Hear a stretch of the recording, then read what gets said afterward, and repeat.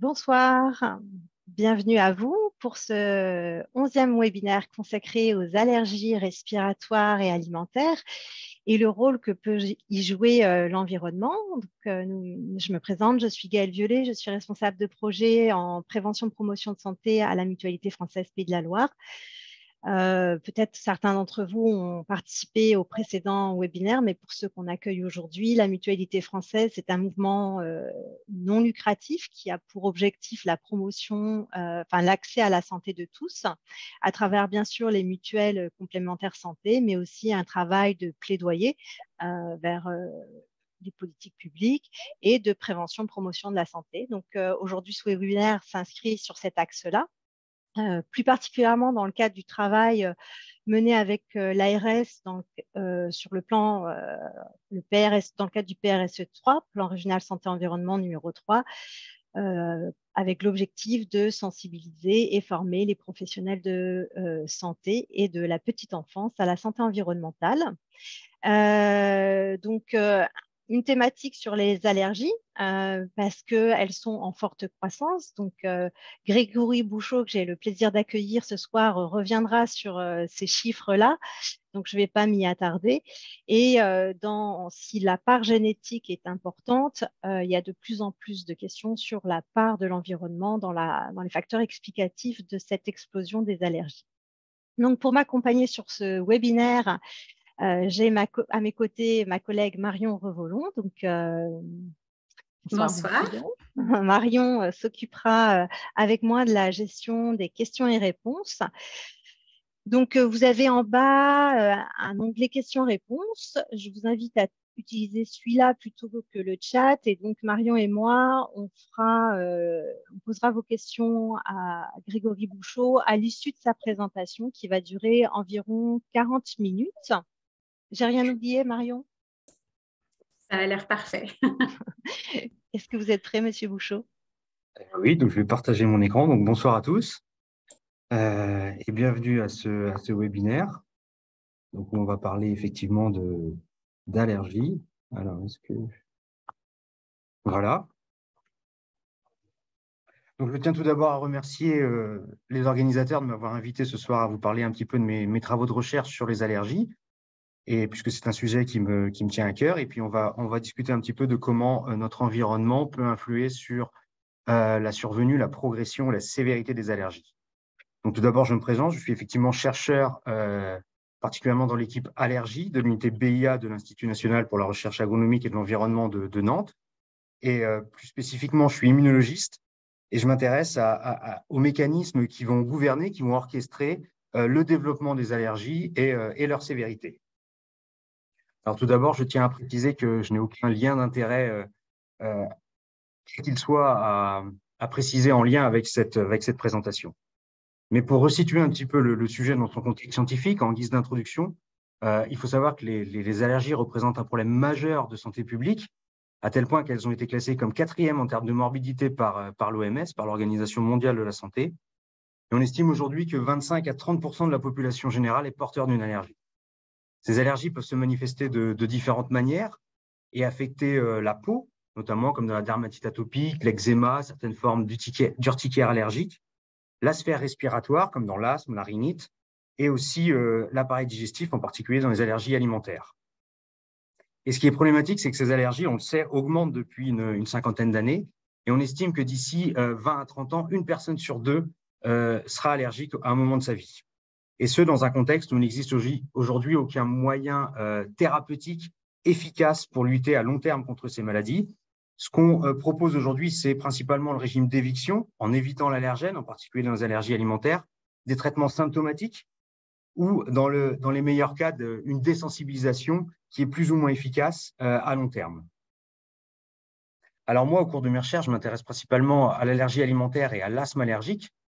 L'allergie alimentaire touche 5 à 7% de la population, principalement chez les enfants. Et on va retrouver comme aliments impliqués le lait, l'œuf, le blé majoritairement, mais aussi l'arachide, en particulier dans les cas les plus sévères. Et ce qui est difficile dans la prise en charge d'un patient ou d'un enfant allergique alimentaire, c'est que cela peut se manifester de différentes manières, notamment avec des rougeurs sur la peau, mais également une respiration sifflante, avec des atteintes intestinales comme des crampes, des vomissements, des diarrhées, et dans les cas les plus graves, un choc anaphylactique. L'asthme, quant à lui, est encore plus fréquent et touche 10% de la population. On va retrouver comme allergènes incriminés principalement les acariens, dans l'immense majorité des cas, et souvent associés de façon saisonnière avec les pollens ou les poils d'animaux. Et contrairement aux allergies alimentaires, l'asthme allergique va toucher uniquement la sphère respiratoire et va se caractériser par une dyspnée, par une respiration sifflante, un essoufflement. Alors, les allergies résultent d'un dysfonctionnement de 3 grands acteurs, le système immunitaire, les barrières, que ce soit les barrières épithéliales cutanées, pulmonaires ou intestinales, et les microbes qui colonisent ces barrières, ce qu'on va appeler les microbiotes.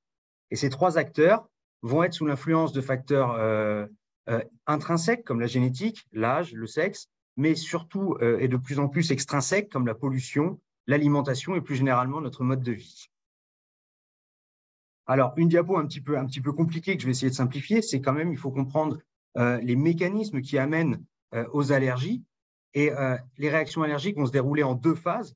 Une première phase de sensibilisation sans symptômes, où lorsque l'allergène va se retrouver en contact avec la barrière épithéliale, donc que ce soit un aliment pour l'allergie alimentaire, un acarien pour l'allergie respiratoire, par exemple, cet allergène va être pris en charge par des cellules spécialisées, des cellules présentatrices d'antigènes, qui vont interagir avec les lymphocytes T.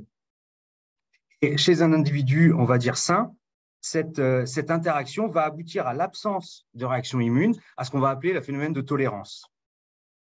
Pour différentes raisons, qu'elles soient historiques, qu'elles soient génétiques, environnementales, chez un individu allergique, cette interaction va amener la production de molécules inflammatoires qui va amener à la production d'anticorps de type E, qu'on va appeler des IgE, spécifiques de l'allergène.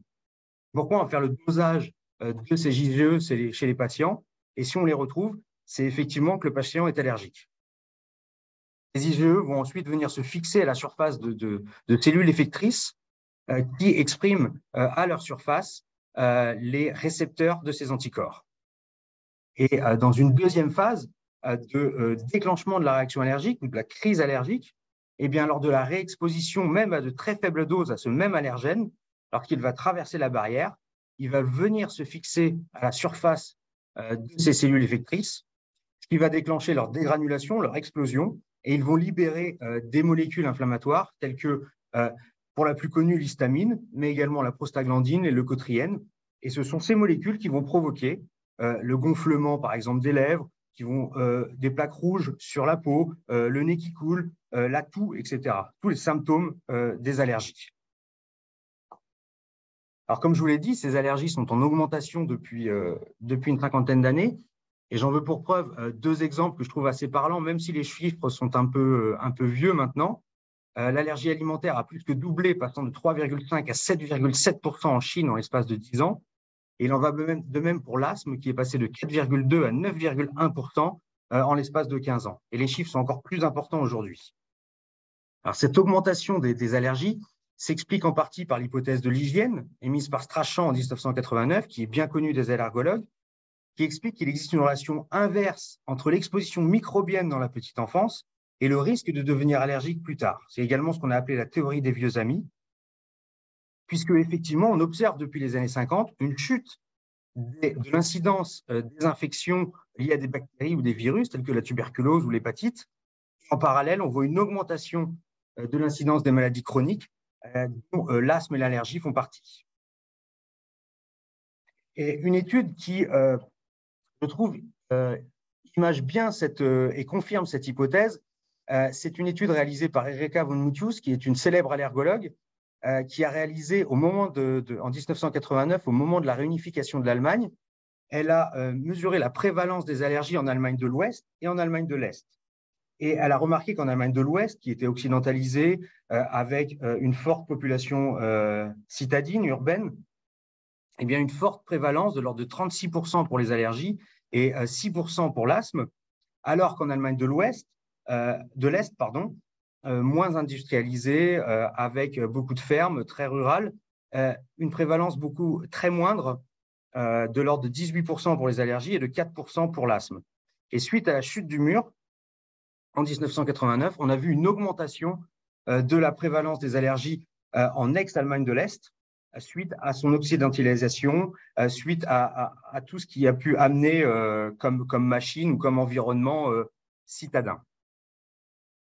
Et donc, suite à cette étude, de nombreuses autres études sont venues confirmer ces observations avec différentes cohortes d'enfants, que ce soit des cohortes qui ont été nommées Parsifal, Gabriella, qui démontraient que les enfants vivant à la ferme, étant exposés à des bactéries, étant exposés à des moisissures à longueur de temps, eh bien, avaient un risque diminué de développer un asthme ou de développer une allergie, démontrant bien que notre environnement, et en particulier un environnement rural, était un facteur protecteur contre le développement des allergies. Et donc, différents facteurs de protection ont comme ça été mis en évidence, notamment liés à l'exposition à des micro-organismes, qui était un facteur protecteur, mais moins protecteur que le fait de vivre à la ferme.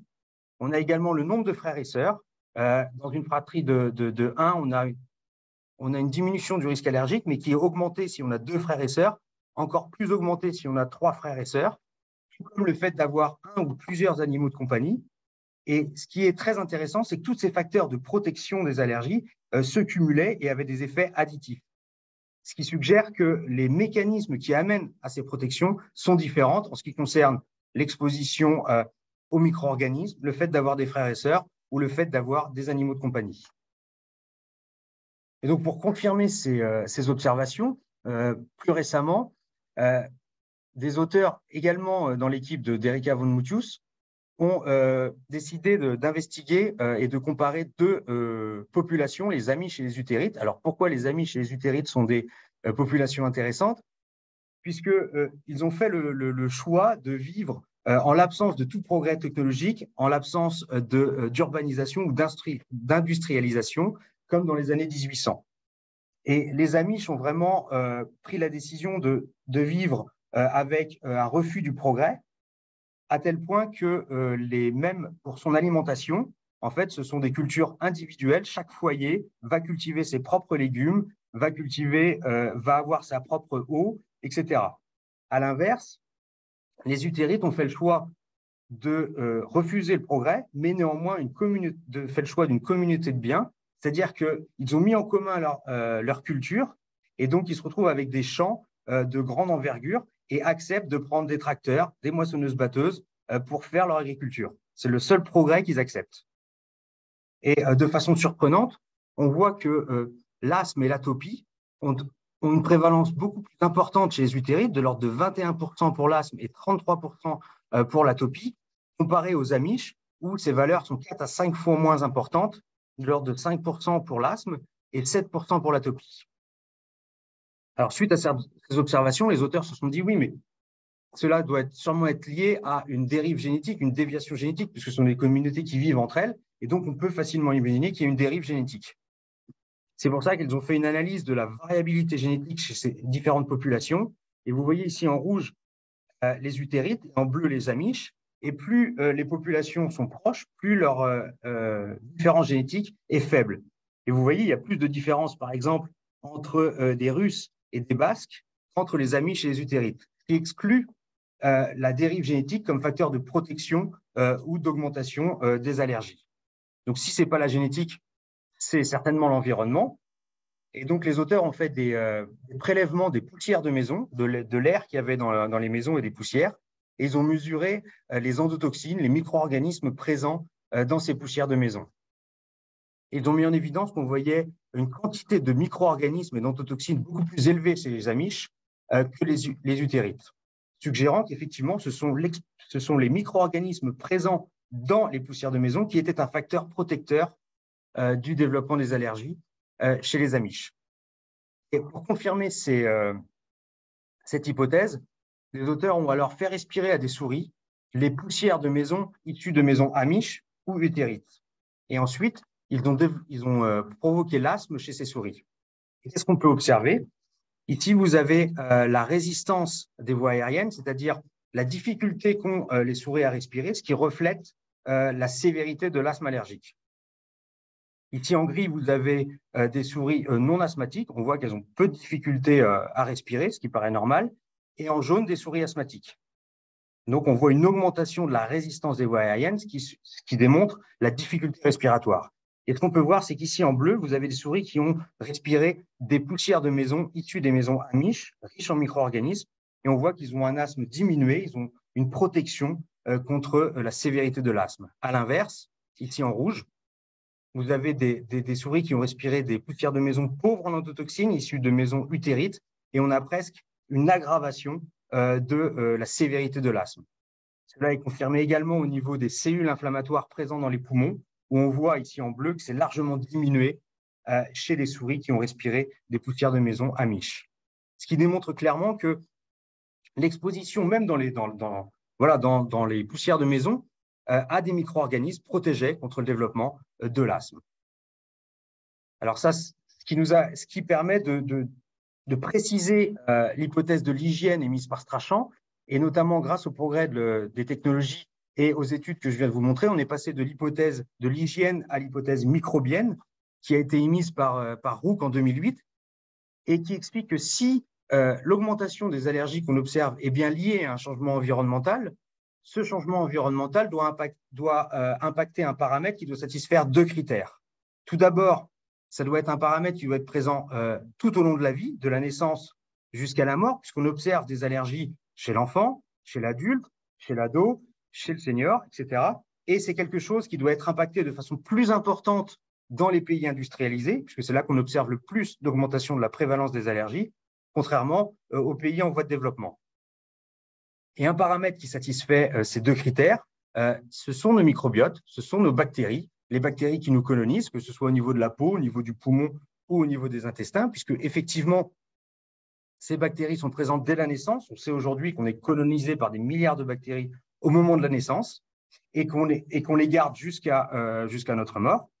Et aussi, on retrouve des fortes différences sur ces communautés bactériennes chez les individus allergiques par rapport à des individus non allergiques, mais également chez les individus vivant dans un environnement très occidentalisé, très urbanisé, comparé à des gens vivant dans des pays en voie de développement ou à la ferme ou dans des environnements ruraux. Alors, juste une petite parenthèse de définition pour que je ne perde pas tout le monde quand je vais parler de microbiote. Ce qu'on va définir par microbiote, ça va être l'ensemble des microbes, de leurs éléments génomiques et de leurs interactions dans une niche écologique donnée. Ça veut dire que dans un microbiote, on va retrouver les bactéries, les virus, les moisissures, les parasites, les levures, tout ça, dans une niche écologique donnée. Ça veut dire qu'on va avoir un microbiote cutané, au niveau de la peau, un microbiote digestif, un microbiote pulmonaire, un microbiote oral, un microbiote vaginal, etc., etc. C'était juste une petite parenthèse explicative. Alors, pour démontrer le rôle de notre microbiote dans le développement des allergies, ce qui a été réalisé, c'est ici, vous avez dans un modèle d'asthme, vous voyez, on a mesuré chez les souris asthmatiques la production d'anticorps de type E, IgE, ici en blanc. Vous voyez que vous avez une production par rapport à des souris non asthmatiques. De même, ici en blanc, vous voyez une augmentation du nombre de cellules dans les poumons liées à l'inflammation comparé à des souris saines. Et ce qu'on a fait, c'est qu'on a fait la même chose chez des souris dépourvues de bactéries intestinales. C'est ce que vous voyez en noir. Et vous voyez clairement une augmentation de la production d'IgE, une augmentation des cellules inflammatoires, ce qui traduit une aggravation de la sévérité de l'asthme en l'absence de bactéries intestinales. Ce qui suggère clairement que notre microbiote intestinal joue un rôle protecteur contre le développement de l'allergie. Et ce qui est extrêmement intéressant également, c'est que si vous recolonisez avec des bactéries ces mêmes souris, eh bien vous diminuez les cellules inflammatoires et vous diminuez la production d'IgE. C'est ce qu'on voit ici en gris, des souris qui ont été recolonisées par de nouvelles bactéries alors qu'elles n'en avaient pas. Là, je vous ai montré une étude dans l'asthme, mais on retrouve des résultats similaires dans l'allergie alimentaire ou dans l'allergie cutanée. Alors, qu'en est-il chez l'homme? Eh bien, chez l'homme, ce qui a été fait en parallèle, c'est chez des enfants à l'âge de 3 mois, eh bien, on a mesuré les bactéries présentes dans les selles de ces enfants, chez des enfants sains et chez des enfants présentant des signes d'atopie ou des signes de dermatite ou des sifflements ou de l'asthme. Et ce qu'on a pu voir, c'est que certaines souches bactériennes eh bien, étaient diminuées chez ces enfants, en particulier des souches bactériennes comme Faecalibacterium, comme Veillonella, comme Lactospira, comme Rhotia. Bon, peu importe le nom de ces souches bactériennes, ce n'est pas très important. Ce qui est intéressant, c'est comment démontrer que ces souches bactériennes sont importantes dans la protection contre le développement des allergies. Eh bien, les auteurs ont alors colonisé des souris avec ces 4 souches bactériennes, Faecalibacteria, Lactospira, Veillonella et Rhotia, FLVR. Et ils ont pu mettre en évidence que lorsque les souris étaient colonisées par ces 4 souches bactériennes, eh bien, on avait une diminution des cellules inflammatoires et on avait une diminution de la difficulté respiratoire, démontrant le rôle important joué par ces 4 souches bactériennes, entre autres, dans la protection contre l'asthme. Alors, comment notre environnement peut affecter le développement des allergies en passant par notre microbiote, puisqu'on sait aujourd'hui qu'on a une augmentation des allergies, ce que je vous ai expliqué, mais en parallèle, pendant 40 à 50 ans, on a eu aussi une augmentation de l'utilisation de produits chimiques. C'est un peu moins vrai depuis une dizaine d'années où on commence à prendre conscience qu'il faut aller vers la décroissance de l'utilisation de ces produits chimiques. Mais pendant 40 ans, on a une augmentation de l'utilisation des pesticides, des organohalogènes, des métaux lourds, des plastiques et des résidus pouvaient être retrouvés dans l'alimentation et pourraient avoir un impact sur le développement des allergies. Et c'est un de mes thèmes de recherche. Et je vais vous présenter aujourd'hui un résultat qu'on a publié récemment sur notamment le bisphénol A. Le bisphénol A, c'est une molécule chimique qui est présente dans la fabrication des plastiques qui peuvent être en contact avec les denrées alimentaires. Et c'est comme ça que l'humain est contaminé en mangeant des fruits ou des légumes qui ont été en contact avec ce plastique, où on peut retrouver des résidus dans l'alimentation. Alors, c'est une molécule qui a beaucoup fait parler d'elle récemment, dans les années 2015-2020, puisqu'elle a été classée comme préoccupante, puis très préoccupante, et aujourd'hui toxique pour les populations sensibles, telles que les nourrissons, les jeunes enfants ou les femmes enceintes ou allaitantes. Et sa dose journalière tolérée a même été divisée par 10, passant de 40 microgrammes par jour à 4 microgrammes par jour. Mais toutes les études qui ont été réalisées sur la potentielle toxicité du bisphénol A en termes de rupture de l'ADN ou en termes de mort cellulaire, mais rien sur le développement des allergies. C'est pourquoi on s'est intéressé à quel est l'impact d'une exposition au bisphénol A sur la sévérité, la survenue de l'allergie alimentaire. Et donc, pour répondre à cette question, on a donc exposé nos souris au bisphénol A dès l'âge de 14 jours, qui correspond à peu près au moment chez l'homme de la diversification alimentaire, puisque c'est là qu'on va se retrouver de façon particulièrement sensible en contact avec des molécules chimiques potentiellement dangereuses.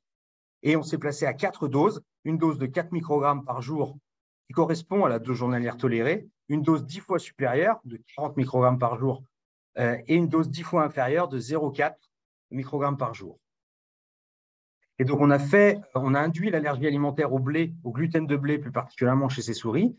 On a observé lors du choc anaphylactique une baisse de la température corporelle ce qui est attendu et ce qui est observé lors du choc anaphylactique.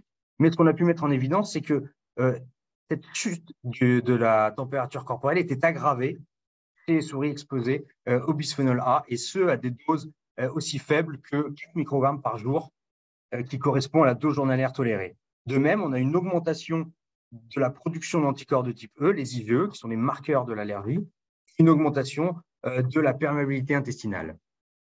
Alors, comment expliquer que l'exposition au bisphénol A aggrave les symptômes de l'allergie alimentaire? Eh bien, vous l'aurez compris, cela passe par une modulation des bactéries intestinales, de notre microbiote intestinal, et c'est ce que vous voyez ici.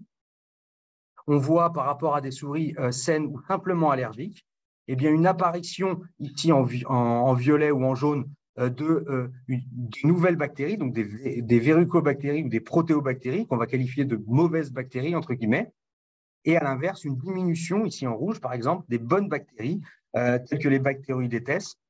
Donc on va avoir comme ça un ratio bonnes bactéries, mauvaises bactéries qui va être influencé par l'exposition au bisphénol A et qui va favoriser le développement des allergies et la sévérité des symptômes.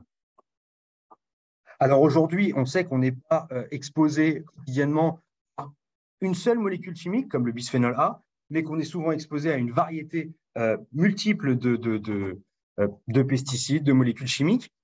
néanmoins à des doses extrêmement faibles. Et c'est pour ça qu'on s'intéresse aujourd'hui à l'effet cocktail, en particulier des pesticides. Et donc, on a démarré, nous, à l'INRA, un projet financé par la Fondation pour la recherche médicale sur quel est l'effet de ces cocktails de pesticides à des doses très faibles, mais une exposition simultanée sur le microbiote, sur les barrières, sur le système immunitaire, dans le développement de l'allergie alimentaire, de l'asthme, et également essayer de voir chez l'homme, est-ce que le niveau de contamination à ces différents cocktails de pesticides est relié à une augmentation de la prévalence des allergies. Alors, on n'a pas encore les résultats, hein, le projet est en cours, donc il faudra revenir d'ici 1 à 2 ans pour que je vous donne ce qu'il en est. Alors, je vous ai dressé un tableau un petit peu pessimiste de comment notre environnement va influencer, va augmenter les allergies. Alors, je voudrais maintenant continuer sur une note plus positive et de voir comment, grâce à notre environnement, on peut lutter contre le développement de ces allergies et en particulier grâce à notre alimentation. Parce que je pense que vous connaissez tous, vous avez déjà tous entendu comment, pour lutter contre les allergies, il faudrait augmenter nos prébiotiques, nos probiotiques, nos symbiotiques. Tout ça, ça doit être des mots qui vous parlent. Alors moi, je vais vous parler de prébiotiques. Qu'est-ce que sont les prébiotiques? Les prébiotiques, ce sont des fibres alimentaires. Alors quand on parle de fibres, on parle de la partie du végétal que l'on mange qui n'est pas digérée, qu'on n'arrive pas à digérer, qui va se retrouver intacte dans notre côlon. Et ce sont nos bactéries intestinales qui vont être capables de digérer ces fibres, de digérer ces parties du végétaux, et ça va permettre leur croissance. Et nous, on va pouvoir récupérer ce qui va être des déchets de la digestion des fibres qui vont nous servir de nutriments. Alors, comme fibres, on va retrouver principalement les fibres pariétales qui constituent la paroi des végétaux, l'amidon résistant. Mais nous, ce qui va nous intéresser le plus, ce sont les oligosides, ce sont des sucres complexes qu'on ne peut pas digérer parce qu'ils sont complexes comme sucre, et ce sont les bactéries intestinales qui vont les digérer. Donc, on parle du coup de fibres prébiotiques. Prébiotiques, c'est un terme qui a été introduit en 1995 par Gibson et Robert Froid et qui stipule que c'est un ingrédient non digéré, mais qui va stimuler spécifiquement ce qu'on va appeler les bonnes bactéries. Donc, les bactéries qui sont bénéfiques pour l'autre, qui vont permettre de lutter contre les infections, qui vont permettre de mieux digérer les graisses, certains lipides, d'avoir du bon cholestérol, etc. Et comme fibre avec une activité prébiotique, on va retrouver essentiellement, je vous l'ai dit, des sucres, donc des oligosaccharides, tels que les galactoligosaccharides, qu'on va retrouver notamment dans les laits pour enfants, les laits infantiles, qui sont enrichis en prébiotiques, des fructooligosaccharides, les fausses, qu'on va retrouver dans la chicorée, l'inuline, qui est extrêmement intéressante, également l'inuline, qu'on va retrouver dans l'artichaut, la banane, la rhubarbe, mais également les xylo-oligosaccharides, qui sont extrêmement intéressants, mais qui doivent être utilisés à plus faible dose, tels que le miel, qu'on va retrouver dans le miel ou dans le bambou, mais aussi dans le lait. Et donc, ce qu'on a pu mettre en évidence chez l'animal, c'est qu'un régime enrichi en fibres était capable de diminuer les symptômes des allergies, que ce soit l'asthme, que ce soit l'allergie alimentaire, que ce soit ici, je vous ai montré un modèle de dermatite atopique, où on voit que chez les souris ayant eu un régime enrichi en fibres, on a une diminution de l'atteinte cutanée, une diminution de l'épaisseur de l'oreille, une diminution de la fréquence à laquelle elle se gratte. Alors, quand ces résultats sont parus, tout le monde était extrêmement enthousiaste pour l'utilisation des prébiotiques pour lutter contre les allergies, puisque même chez l'homme, on avait retrouvé dans les années 2000, un peu avant les années 2010, 2006, 2008, des effets préventifs dans l'asthme et dans l'eczéma. Donc, tout le monde était extrêmement enthousiaste. Malheureusement, il y a eu beaucoup d'études qui sont parues après 2010, on va dire entre 2010 et 2012, avec beaucoup de recrutement d'enfants, et les résultats ont été extrêmement décevants, puisqu'on n'a pas trouvé d'effet préventif ni curatif d'un régime enrichi en fibres prébiotiques, que ce soit dans l'asthme, dans l'eczéma, dans l'urticaire. Donc, c'est une piste qui est un peu tombée à l'abandon à ce moment-là. Néanmoins, l'absence d'effet peut aussi s'expliquer par le fait que chez l'homme, il y a eu une forte hétérogénéité des études, notamment avec le type de prébiotique utilisé, avec la population ciblée. Certaines études regardaient dans la population générale, d'autres chez les enfants, d'autres chez les enfants à fort risque d'allergie. Donc, c'est un petit peu différent, mais également sur les populations regardées. Certains regardaient des enfants qui étaient uniquement allaités, d'autres pas allaités, nés par césarienne, nés par voie basse. Donc voilà, tout ça peut impacter la survenue d'allergies et ça n'a pas été pris en compte, ce qui peut expliquer l'absence de résultats. Néanmoins, si on réfléchit un petit peu et qu'on se dit que les prébiotiques sont capables de moduler nos bactéries, qu'elles soient intestinales ou pulmonaires, eh bien, est-ce que l'intérêt d'utiliser les prébiotiques, ce n'est pas au moment de la colonisation? C'est là où on pourrait avoir un effet maximum, un effet optimal, donc à la naissance, ou au moins pendant la grossesse et l'allaitement. C'est effectivement ce qu'on s'est dit. Et nous, on a regardé chez l'animal, eh bien, est-ce qu'un régime enrichi en fibres pendant la grossesse et l'allaitement était capable de prévenir la survenue des allergies chez la descendance? Et donc, c'est exactement ce qu'on a fait. On a induit une allergie alimentaire au gluten de blé chez la descendance, chez des souriceaux issus de mères ayant été nourris avec un régime standard ou un régime enrichi en fibres prébiotiques.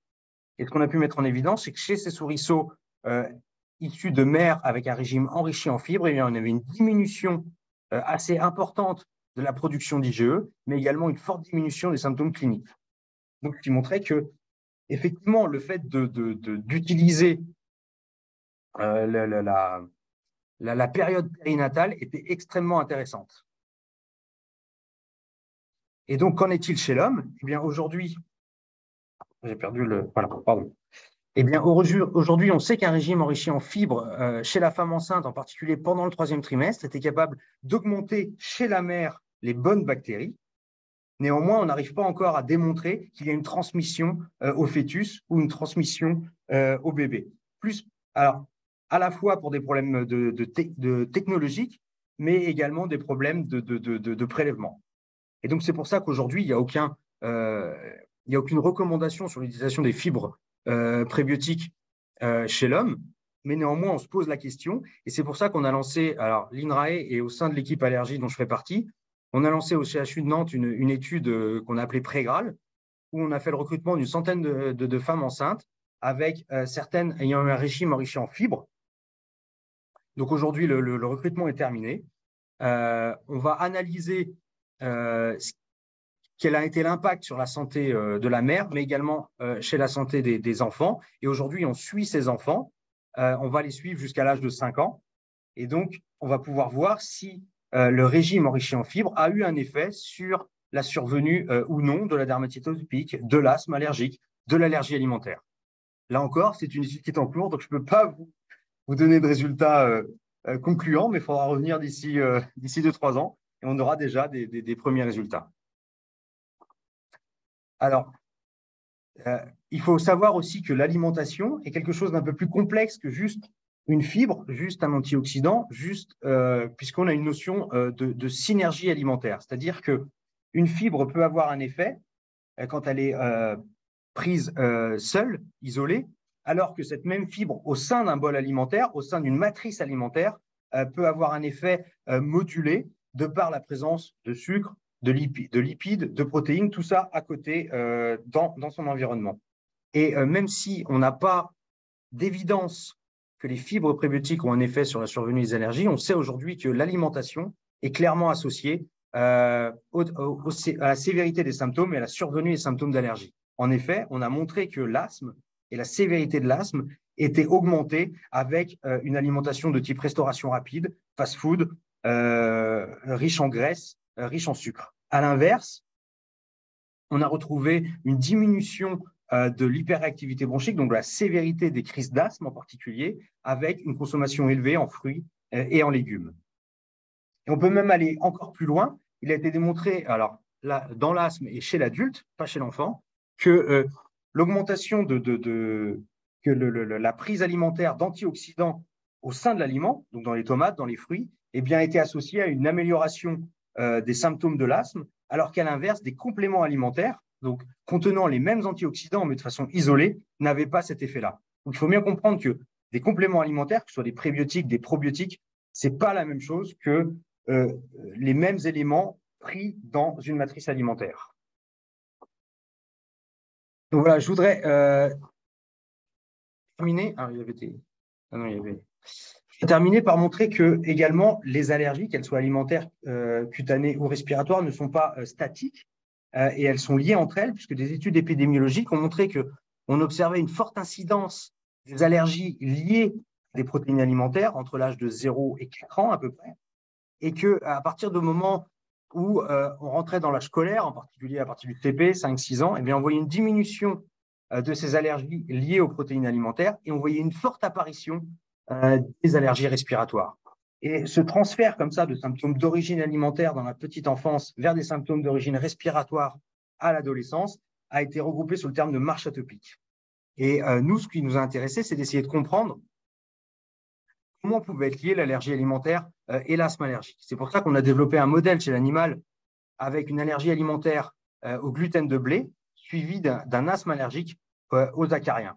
On a pris le gluten et les acariens pour ne pas confondre avec ce qu'on appelle les allergies croisées, c'est-à-dire que les allergènes sont tellement proches d'un point de vue structurel que l'organisme va réagir contre les deux de façon non spécifique. C'est par exemple le syndrome pêche-boulot, où les gens allergiques à la pêche sont souvent aussi allergiques au boulot, puisque les protéines responsables de l'allergie sont très très proches l'une de l'autre. Mais néanmoins, ici, dans notre cas, c'est pas du tout une allergie croisée. Et on a mesuré, comme je vous ai montré tout à l'heure, la résistance des voies aériennes, donc, qui va refléter la difficulté respiratoire.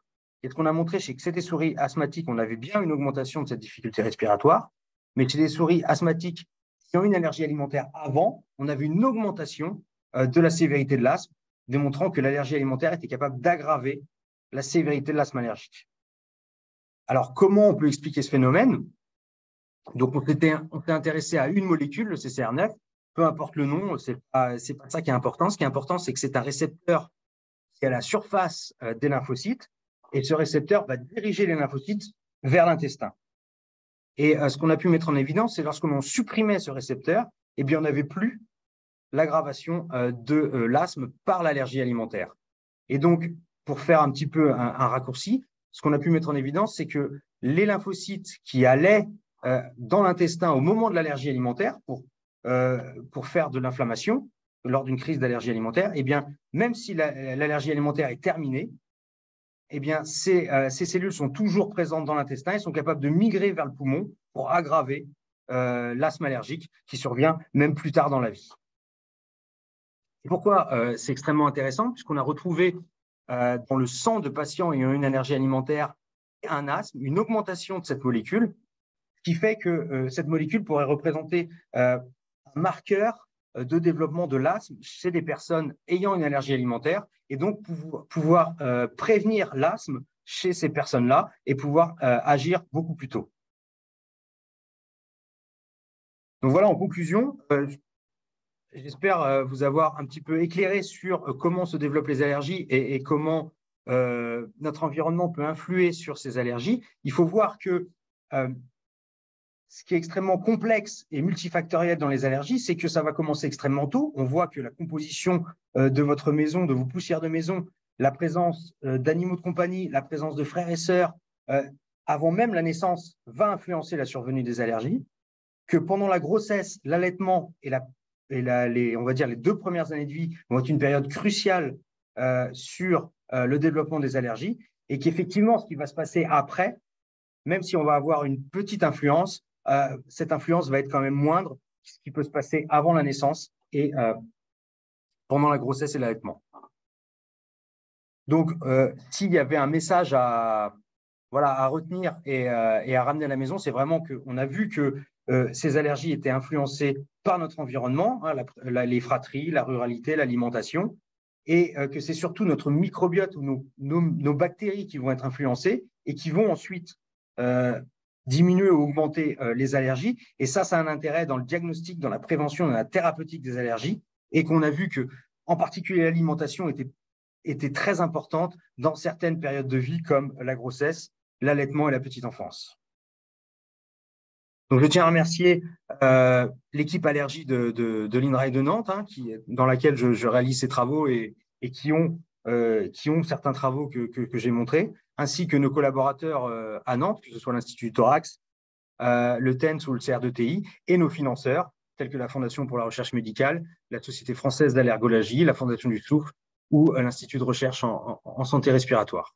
Et je vous remercie, même si je ne vous vois pas, je vous remercie de votre attention. Merci beaucoup, Monsieur Bouchot. Timing parfaitement respecté. Avant de laisser la parole à Marion pour les questions, donc voilà, moi je retiens avec grand intérêt déjà que les compléments alimentaires, ça sert à rien, qu'il y a d'autres moyens d'agir. J'avais une toute petite question, un peu technique, un peu pointue sur l'étude qui a été réalisée sur les souris qui était exposé, alors de mémoire, c'était au bisphénol sur la dose de 4 microgrammes, qui est la DJA, mais c'est la DJA pour les hommes, en fait, pas pour les souris. Alors, Euh, c'est la dose journalière tolérée. Et cette ouais. dose journalière, elle est de 4 microgrammes par jour et par gramme de poids corporel. Ah oui, par gramme de Donc, poids corporel. Donc, c'est OK, au d'accord. final, voilà, ça, Ouais, quelle que ouais, soit OK. l'espèce. OK, très bien, merci. J'avais juste besoin de ce point de clarification. Et du coup, je laisse la parole à Marion pour les questions des auditeurs. Merci Gaëlle et puis merci beaucoup pour cette intervention. Donc j'ai 3 questions pour le moment. Je vais commencer par la question au niveau de l'alimentation. Il y a une personne qui demande quelle est la différence entre l'intolérance alimentaire et l'allergie alimentaire. Elle entend souvent, ça doit être une professionnelle de la petite enfance qui entend souvent des parents dire que leurs enfants sont allergiques aux protéines de lait de vache, alors qu'en fait pas du tout. Donc comment faire la différence? Mais ça va être sur les mécanismes immunologiques qui sont impliqués. Comme je vous ai montré, une allergie va se caractériser par la présence d'anticorps de type E, des IgE. À partir du moment où il y a des IgE, il y a allergie. Ensuite, une intolérance peut être liée à différents phénomènes de non-acceptation de la protéine ou d'un défaut d'une enzyme qui permet voilà, d'accepter les protéines de lait, par exemple. Donc là, on aura une intolérance, mais on n'aura pas d'IgE. Donc si on n'a pas d'IgE, on n'a pas d'allergie. Je ne sais pas si ça répond. C'est juste les mécanismes qui sont derrière les mots allergie, intolérance.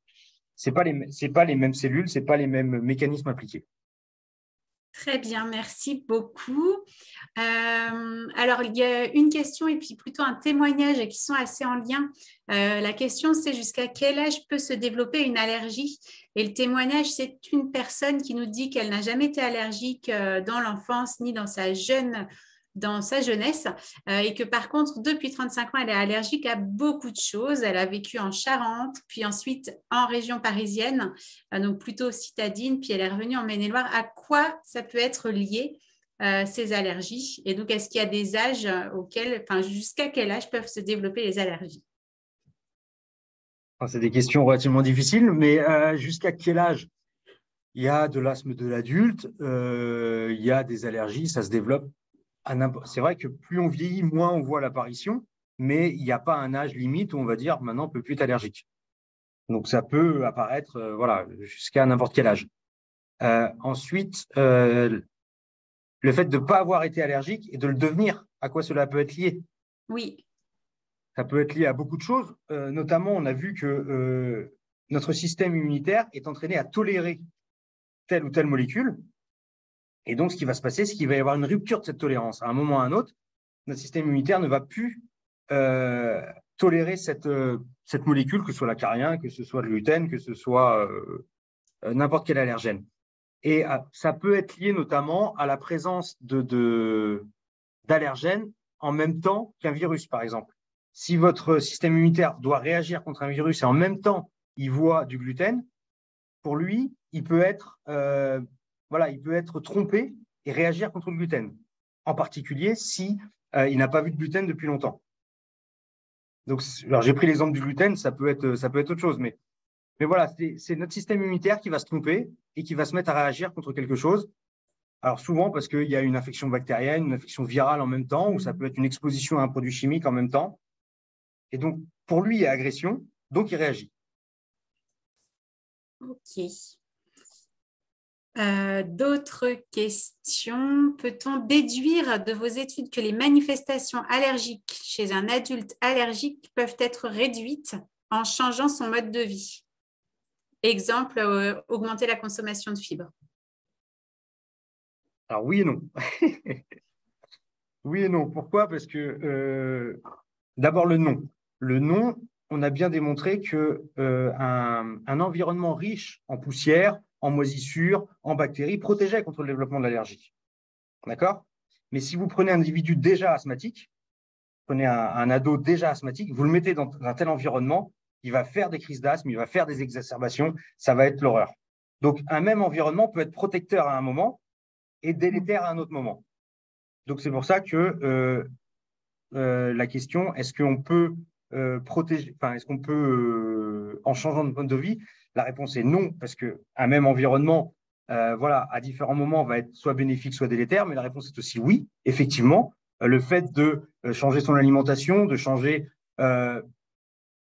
son aseptisation environnementale peut effectivement diminuer les symptômes. On l'a vu avec l'alimentation, on l'a vu avec l'activité sportive, moins boire d'alcool, etc. Tout ça va effectivement diminuer les symptômes, la sévérité des symptômes. Ça ne va pas faire disparaître l'allergie, mais ça va faire diminuer fortement les symptômes.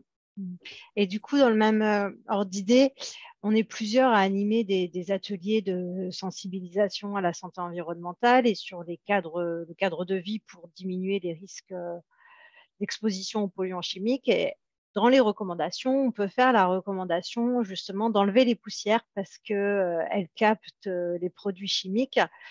Mais en fait, d'après votre présentation, cette recommandation, elle est faut la faire de manière un peu prudente et pas rentrer dans un environnement trop aseptisé, quoi. Complètement, c'est complètement ça. Pour être caricatural, je dirais presque qu'il faut enlever les poussières de maison en ville, puisqu'il y a risque d'avoir des microparticules, il y a risque d'avoir des particules de diesel, il y a risque d'avoir des polluants chimiques. Par contre, il faut presque enrichir ces mêmes maisons avec des poussières issues de la ferme du coin. Parce qu'elle, elle est riche en micro-organismes, de bonnes bactéries. Donc voilà, il faut emmener les enfants à la campagne. C'est ça. Ok, il y a plusieurs questions. Là, je vais en prendre une autre. Peut-on aider notre corps à combattre les allergies en renforçant notre microbiote, par exemple? Et si oui, comment? Avec quels aliments? Et il y avait aussi une personne, il me semble, qui posait cette même question en périnatal. Périnatalité, est-ce qu'il y a des conseils? C'est d'être exposé à un maximum de bactéries, de levures, de parasites. Donc, ça veut dire manger des produits fermentés, mais éviter des produits fermentés peut-être trop pasteurisés. Vraiment prendre des yaourts qui ont été trop frais, des fromages. On sait que le fromage, c'est très riche en bactéries et ça va augmenter votre microbiote intestinal, la diversité. Donc, ça va être vraiment ça. Produits fermentés. Oui. Et en périnatalité, c'est pareil. Et puis, ne pas trop protéger les enfants.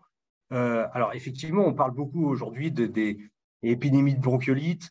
Voilà, effectivement, mais pas vouloir non plus les protéger, puisque c'est très important dans cette période de vie qu'ils aient des petits rhumes, qu'ils aient des petites maladies pour aider leur système immunitaire à se développer, à devenir mature et à devenir fort, tout simplement.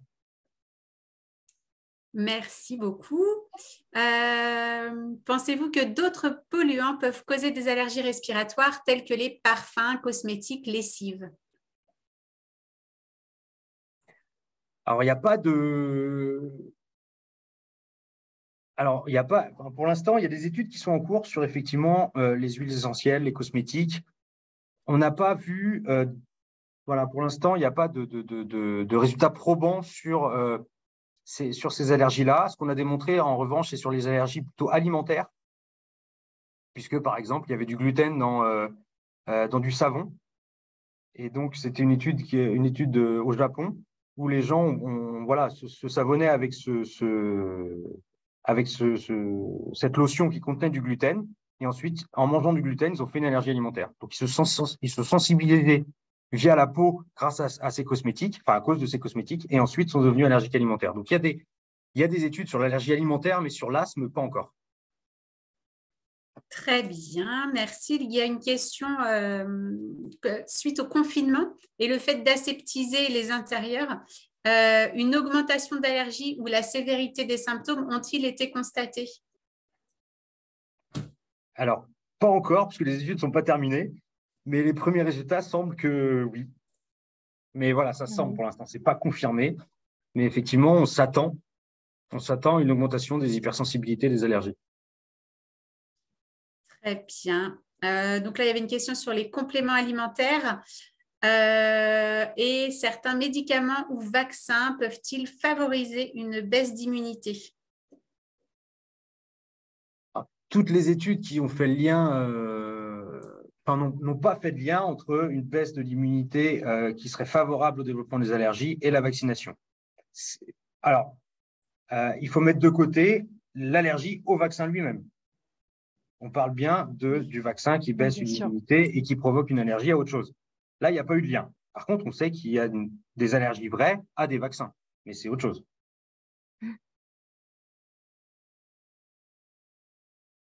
Ok.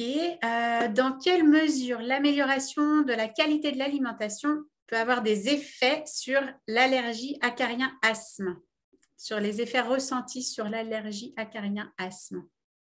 Voilà, il y a pas mal d'études qui montrent qu'effectivement, en particulier chez l'asthmatique sévère, le fait de manger plus de fruits ou de légumes, chez certains patients, ils sont passés de 4 hospitalisations par an pour exacerbation à 1. Donc, il y a vraiment une amélioration des symptômes qui est assez flagrante. Alors, effectivement, c'est plus spectaculaire chez les asthmatiques sévères, puisqu'ils sont hospitalisés, mais c'est également vrai pour les asthmatiques légers. Ça veut dire moins de ventoline, ça veut dire moins de corticoïdes. Donc, oui. Ok, mais vous avez plein de questions, c'est super. Peut-être en prendre encore quelques-unes, je n'ai pas trop surveillé le temps. On a le temps, il est 19h26. Ok, super. Donc, il y avait une question. Donc, bonsoir. Il y a 30 ans, certains allergologues prescrivaient l'arrêt de la consommation de lait de vache pour limiter les effets d'une allergie respiratoire. Est-ce scientifiquement valable ou est-ce que cela relève de la croyance? Alors, c'était scientifiquement valable. Aujourd'hui, on voit que le domaine de l'allergologie évolue de plus en plus. Et ce qu'on croyait vrai, notamment sur la diversification alimentaire, on expliquait que si vous étiez allergique à l'arachide, il fallait retarder au maximum le moment où vous allez donner de l'arachide à vos enfants. Et aujourd'hui, on sait que maintenant, c'est faux. Au contraire, il faut lui donner le plus tôt possible pour qu'il apprenne à le tolérer. Donc, c'était vrai à l'époque, ça ne l'est plus maintenant. Très bien, merci. N'y a-t-il pas un lien entre les expositions aux produits ménagers et l'asthme et cutané chez les aides-soignantes et femmes de ménage à l'hôpital? Alors, il y a bien un lien entre l'exposition aux produits ménagers et des allergies cutanées ou des allergies respiratoires. En ce qui concerne spécifiquement cette population de femmes de ménage ou je sais pas. Je sais que c'est vrai pour la population générale. Alors, est-ce que c'est aggravé chez cette population particulière? Je sais pas. Très bien. Et peut-être une dernière question sur l'alimentation végétarienne depuis la petite enfance. Peut-elle renforcer le risque allergique?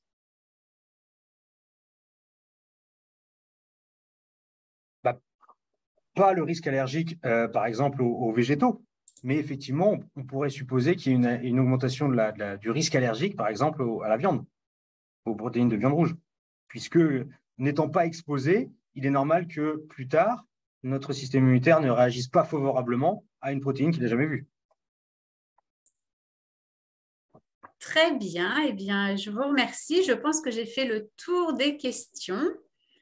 Gaëlle, sauf si tu en vois d'autres. Non, mais on peut laisser, quelle heure il est? Peut-être 1 minute si vraiment nous n'avions pas répondu à toutes les questions. Et peut-être, Gaëlle, il me semble que tu voulais aborder la question des CMEI. Oui, alors pour les patients, je ne sais pas, je pense qu'une majorité des participants connaissent, mais je voulais en profiter vu qu'on traite du sujet des allergies, qu'il y a un métier qui est relativement récent qui s'appelle le métier de conseiller médical environnement intérieur, qui, chez des patients allergiques, alors plutôt respiratoires, permet, sur prescription d'un spécialiste, d'un médecin spécialiste, d'aller au domicile pour justement repérer des causes environnementales à l'allergie et donc accompagner derrière de recommandations pour limiter ces expositions. Vous retrouverez sur le site du CHU d'Angers et du CHU de Nantes, plus d'informations, voilà, si vous ne connaissiez pas. Je pense que Grégory, vous travaillez avec les CMI de la région sur ces questions-là. Alors, oui, on se voit avec les CMEI, mais c'est vrai qu'on n'a pas un échange régulier, on va dire. D'accord, mais On vous voit les de temps en temps, connaissez. mais on les connaît. Ouais, ok. Eh bien, on n'a pas d'autres questions? Non, une question très pratique pour obtenir une attestation de présence à cette conférence. Je vous propose de nous adresser un mail directement et puis on pourra vous adresser ça. Ouais. Du coup, gaël.violet@mfpl.fr. Merci à vous, Grégory. Merci à toi, Merci. Marion. Vous allez recevoir demain un message de la part de Zoom. Dans ce message, il y a un lien vers un questionnaire d'évaluation. Donc, je vous remercie d'en tenir compte et de prendre 5 minutes pour remplir ce questionnaire. Grand merci, Grégory, encore pour cette intervention très, très riche. Moi, j'ai appris plein de choses. Voilà, je ne sais pas si vous voulez dire un mot de la fin. J'espère que voilà, ça n'a pas été trop scientifique, trop compliqué, parce que c'est vrai que c'est un peu c'est difficile de savoir où placer le discours. Et puis j'espère que ça a été intéressant. Oui, je pense qu'on a pioché des choses. En tout cas, moi, voilà, sur la question de l'exposition précoce, sur la question aussi des compléments alimentaires, c'est des questions qu'on se pose beaucoup. Voilà, sur les probiotiques, prébiotiques, en tout cas sur ces points-là, vous avez apporté des réponses assez claires. Donc, Et je puis il y pense avait qu'il y a une matière beaucoup de au choses où on quotidien. aurait pu parler aussi sur la césarienne, sur l'allaitement. Oui. Mm, Voilà, mm, il y a beaucoup de facteurs, mais on ne peut pas tout parler. mm. Et juste pour nos auditeurs, là, il y aura un replay qui sera sur notre site internet d'ici quelques semaines. Voilà, si vous voulez partager auprès de vos collègues, ça sera possible. Merci beaucoup à vous et je vous souhaite Merci. une bonne soirée.